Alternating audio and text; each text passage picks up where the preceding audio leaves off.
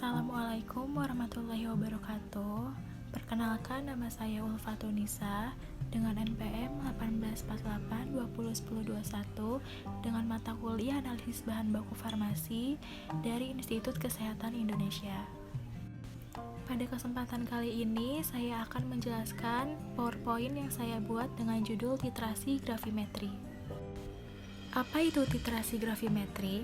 Titrasi gravimetri adalah salah satu metode analisis kuantitatif suatu zat atau komponen yang telah diketahui dengan cara mengukur berat komponen dalam keadaan murni setelah melalui proses pemisahan. Berikut langkah-langkah gravimetri secara umum. Yang pertama ada pengendapan.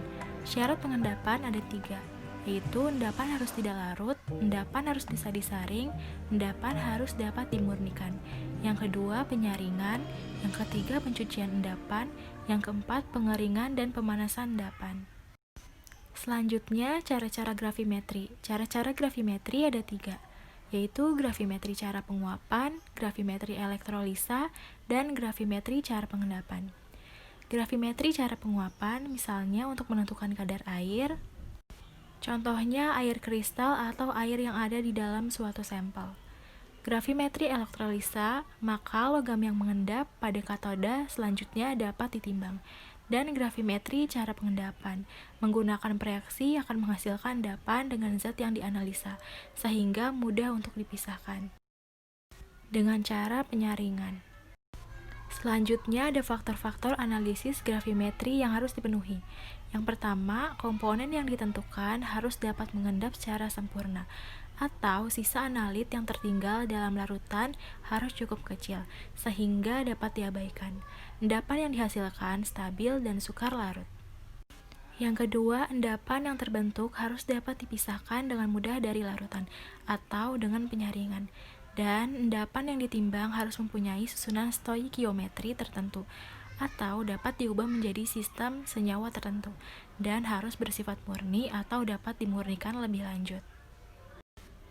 Metode penguapan ada 2 cara, yaitu pemanasan dalam udara atau tertentu dan penambahan reaksi sehingga mudah menguap. Selanjutnya ada jenis-jenis pengendapan dibagi menjadi 4. Ada endapan koloid, endapan kristal, endapan yang dibawa oleh pengotor, dan endapan homogen.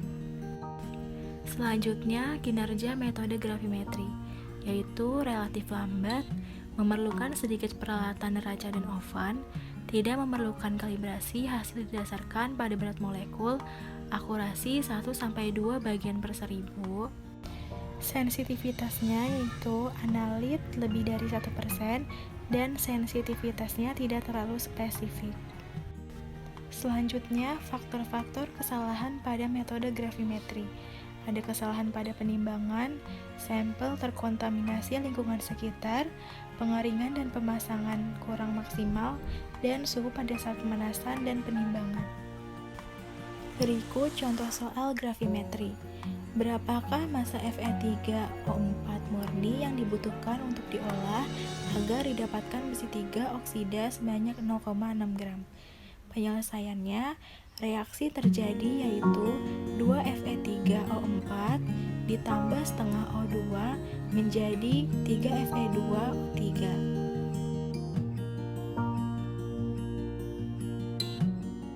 Massa Fe3O4 murni yaitu 0,60 gram Fe2O3 dikali 1 mol Fe2O3 dikali 2 mol Fe3O4 dikali 232 Fe3O4.